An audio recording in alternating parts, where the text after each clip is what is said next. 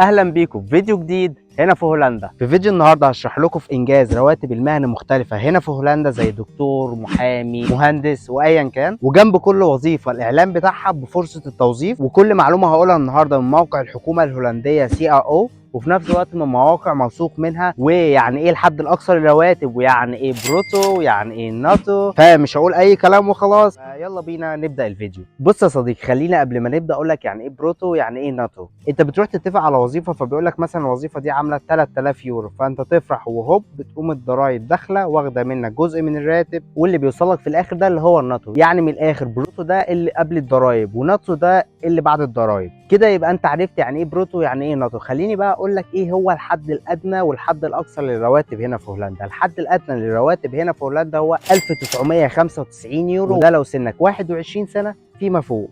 لكن لو سنك اقل من 25 سنه فالورقه اللي قدامك دي انت ايه الحد الادنى ليك كمرتب هنا في هولندا. نيجي بقى للحد الاقصى هنا في هولندا. الحد الاقصى هنا في هولندا بعد تدوير كتير عشان اجيب لك المعلومه الصح هو 23,000 يورو في الشهر. كده يبقى انت عرفت هو الحد الادنى وايه هو الحد الاقصى. تعالى بقى نبدا باول وظيفه معانا النهارده، وهي الدليفري. الدليفري هنا في هولندا من الشغلانات المنتشره جدا، وخصوصا لكتر العجل، والمرتب بتاعهم بيكون في متوسط 2160 يورو في الشهر. وده اعلان توظيف لدليفري هنا في هولندا في امستردام بالعجله بابلكيشن اسمه تاوز بيزوخت، عامل زي اوبر ايت كده. بيكون الدخل بتاعه ما بين 11.5 ل 16.5 يورو في الساعه، يعني من 2071 يورو في الشهر ل 2957 يورو في الشهر. والاختلاف في الراتب بيختلف لو انت شغال بالليل او شغال في الويك اند، ساعتها الراتب بيزيد شويه وبيبقى مختلف. وده اعلان دليفري بالميني فان بتوصل اجهزه كهربائيه تبع شركه هولنديه مشهوره هنا اسمها كول بلو، بيكون المرتب فيها 15 يورو في الساعه، يعني حوالي 2707 يورو في الشهر. انا عن نفسي ما حبيتش الشغلانه دي قوي عشان فيها جزء انك بتشتغل بالليل او بتشتغل في الويك اند، مع ان الناس كتير قوي بتيجي من بره تشتغل عشان شغلانه مش محتاجه منك ولا شهاده ولا دراسه، فده ما كانش مناسب معايا، بس ممكن يناسب ناس تانية. والميزه التانية في الشغلانه دي ان مفيش مدير عليك ولا حد رقيب، انت بتاخد عجلتك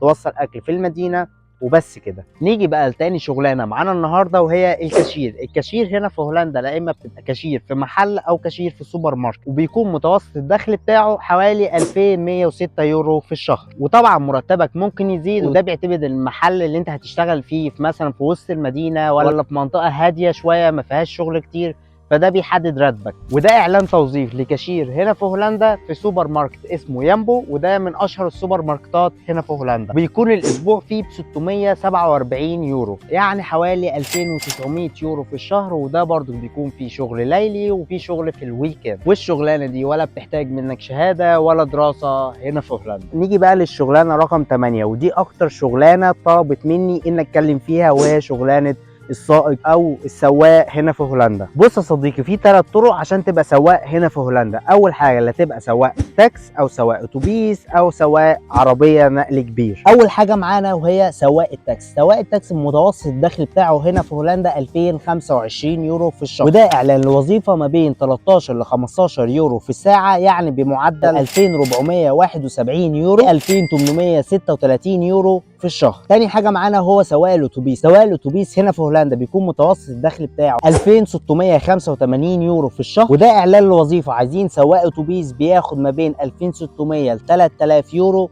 في الشهر. ثالث حاجه معانا هو سواق النقل الكبير، ودي اكتر حاجه اتطلبت مني وسالت عليها على الانستجرام. سواق النقل الكبير هنا في هولندا بيكون متوسط الدخل بتاعه 2415 يورو في الشهر، يعني الى حد ما كبير قريب من سواق الاتوبيس. ده اعلان الوظيفه سواق نقل ما بين 14 يورو ونص و17 يورو ونص، يعني حوالي في الشهر 2610 ل 3068 يورو في الشهر. والوظيفه انك بتروح من مدينه لمدينه او من بلد لبلد عن طريق سياره النقل الكبير دي. نيجي بقى لحته انت ليه تاخد 2600 ولا 3000، سواء بقى انت بتسوق تاكس او اتوبيس او عربيات نقل كبير. الفكره كلها بترجع بيبصوا للسجل بتاعك، عندك مخالفات كتير، ما عملتش حوادث قبل كده كتير، برضك لو سنك كبير بيبقى مرتبك اعلى شويه. الحاجات دي كلها بتخليك مختلف، لا اما تاخد مرتب عالي لا اما مرتب اقل، بالذات في السواقه.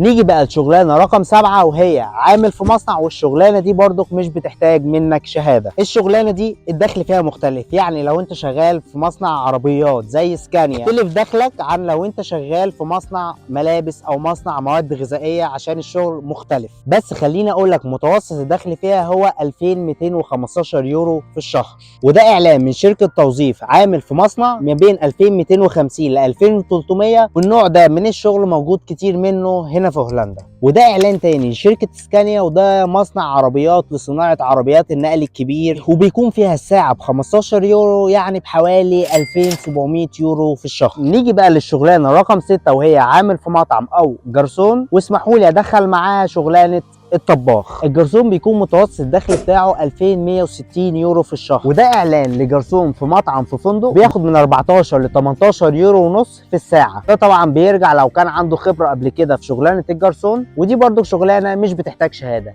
نيجي بقى لشغلانه الطباخ. شغلانه الطباخ هنا في هولندا من الشغلانات اللي بتحتاج دراسه، مش زي عندنا في الوطن العربي يبقى مثلا والدك عنده محل فبتتعلم منه الطبخ فتبقى طباخ. وراتب الطباخ هنا حوالي 15 يورو في الساعه. 15 يورو دول بيزيدوا مع الوقت على حسب هو شيف حلويات ولا شيف مشويات والكلام ده كله. وده اعلان لطباخ ما بين 2301 يورو ل 2803 يورو في الشهر. وطبعا اختلاف الراتب ده بيرجع لشطارته وخبرته في الطبخ وسنه. نيجي بقى للشغلانه رقم 5 معانا النهارده وهي شغلانه المدرس. المدرسين هنا في هولندا بياخدوا راتب كويس جدا، بس بتختلف ان هو لو مدرس ابتدائي ولا ثانوي ولا مدرس جامعي. يعني مدرس المرحله الابتدائيه بياخد ما بين 3301 يورو لحد 4534 يورو في الشهر، والثانويه بياخد ما بين 3321 يورو لحد 5231 يورو في الشهر. وبعد كده مدرس الجامعه، وده طبعا بيكون راتبه اعلى من الاثنين. وجدول اللي قدامكم ده بيوضح الراتب بتاعك اول ما تبدا تدريس وبعد 10 سنين، واقصى حاجه انت ممكن توصل لها كام. وال بي زي المرحله الابتدائيه عندنا كده، وال سي زي المرحله الثانويه، وال دي يعني مرحله الجامعه.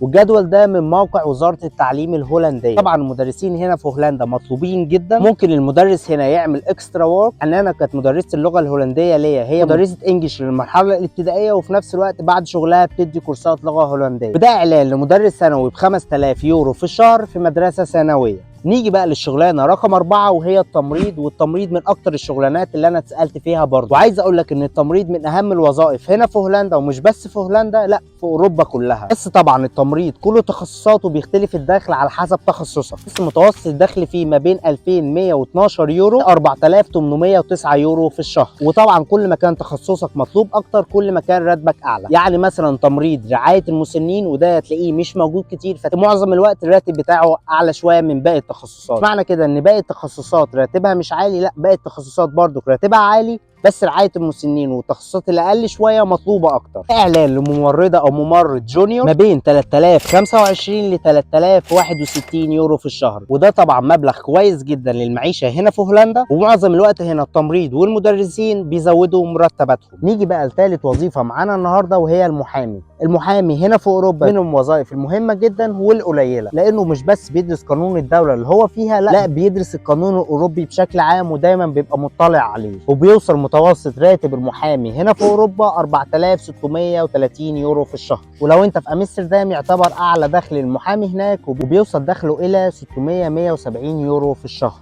وده رقم عالي جدا. وده اعلان لوظيفه محامي في امستردام ما بين 5000 ل 9000 يورو في الشهر. نيجي بقى لتاني وظيفة معانا النهاردة وهي المحاسب. المحاسب هنا دخله عالي جدا زي المحامي، وبيوصل متوسط دخل المحاسب هنا في هولندا لحوالي 5262 يورو في الشهر. وده طبعا بيزيد على حسب خبرته، وكل ما تمسك شركة او بنك اكبر كل ما خبرتك بتزيد. وده طبعا مش محتاج اعلان، عشان كل شركة او بنك او مشروع هنا في هولندا بيكون محتاج محاسب. ونيجي بقى للشغلانه اللي معانا في المرتبه الاولى هنا في هولندا. هي مش شغلانه واحده، هم شغلانتين، واللي كانوا دايما بيقولوا لنا واحنا صغيرين ذاكر عشان تطلع لا دكتور لا مهندس. هو مش شرط عشان تبقى شاطر تطلع دكتور او مهندس، بس انا حبيت احط الاثنين مع بعض بيبقوا في المركز الاول معانا النهارده. اول حاجه هنبدا بيها وهو المهندس. المهندس هنا في هولندا متوسط دخله لو معهوش خبره بيبقى حوالي 4132 يورو في الشهر. وطبعا لو معاه خبره المرتب ده بيزيد كتير، وعلى حسب برضك هو تخصصه ايه، يعني هو مهندس معماري ولا مهندس كهرباء والكلام ده كله.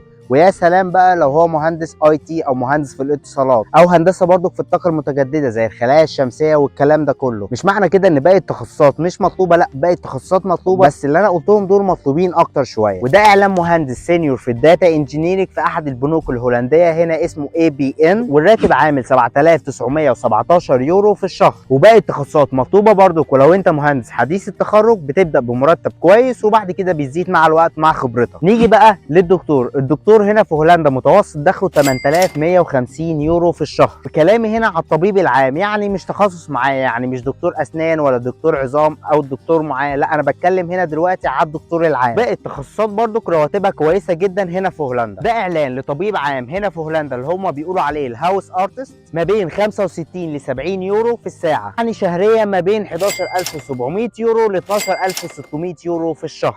وبكده نكون خلصنا ال10 وظائف اللي معانا النهارده. وطبعا انا مش هقدر اقول كل الوظائف في فيديو واحد، فلو عندك استفسار عن اي وظيفه تقدر تبعت لي على الانستجرام، هتلاقي اللينك تحت الفيديو. وتعالى بقى اقول لك الكلام المهم. بص يا صديقي، كل الوظائف اللي انا قلتها دي تعتبر فول تايم. يعني ايه فول تايم؟ يعني 40 ساعه في الاسبوع، يعني 5 ايام شغل في الاسبوع. معنى كده انك بتشتغل هنا اقصى حاجه 5 ايام وليك يومين اجازه. وكل الشغلانات اللي انا قلتها دي بروتو. طبعا انت لو متابع معايا الفيديو من الاول هتعرف يعني ايه بروتو. ونسبة الضرائب هنا في هولندا ما بين 36.9 يعني تقريبا 37 ل 49.5%. الكلام ده من على صفحة وزارة المالية الهولندية رايتس اوفر هاي. تقول لي لو انا بقبض مرتبي ويطبق عليه نسبة الضرائب 49.5%، معنى كده ان هم هياخدوا نص مرتبي؟ اقول لك لا، 49.5% دي تطبق على الرواتب العالية. يعني مثلا دكتور او محامي راتبه عبارة عن 18 او 17,000 يورو في الشهر، فبيطبق عليه نسبة 49.5%، فبياخدوا نص راتبه، فبيبقى له 9.5 10,000 يورو. مازال راتبه كبير. وبالطريقه دي هم ما بيخلوش فيه طبقيه في المجتمع، يعني ما تلاقيش حد بياخد راتب عالي قوي وراتب قليل قوي. وهنا في هولندا بيقولوا كل ما الشغلانه كان الجهد الجسدي فيها عالي كل ما الضرايب بتقل. يعني مثلا انت لو راتبك 1000، ودي طبعا ما بتحصلش، واتنفذت عليك اقل نسبه ضرايب اللي هي 36.9، هيبقى لك من 1000 حوالي 630 يورو. يعني بيطبقوا نسبه الضرايب العاليه على الرواتب العاليه ونسبه الضرايب القليله على الرواتب القليله. نيجي بقى لحته هم ليه بياخدوا الضرايب هنا في هولندا. بياخدوا منك ضرايب عشان نظافه الشوارع. تلاقي مثلا في خضار في كل حته، الطرق نظيفه، في طرق العجل في كل مكان، في اماكن لعب للاطفال مخصوص، ملاعب كره قدم وملاعب كره سله، في الكلام ده كله، كل ده ببلاش لجميع عامه الشعب. الحاجات دي طول الشرح فيها هبقى اعمل لها فيديو عن مميزات العيشه في هولندا. طب مثلا انت حبيت تشغل دماغك وتشتغل شغلانه تانية، يعني انت مثلا شغال 5 ايام وجيت في اليومين الراحه بتوعك بتشتغل شغلانه تانية، ايه موقفك من الضرايب؟ اي شغلانه تانية هنا في هولندا بيتنفذ عليها نسبه 60% ضرايب على الشغلانه التانية.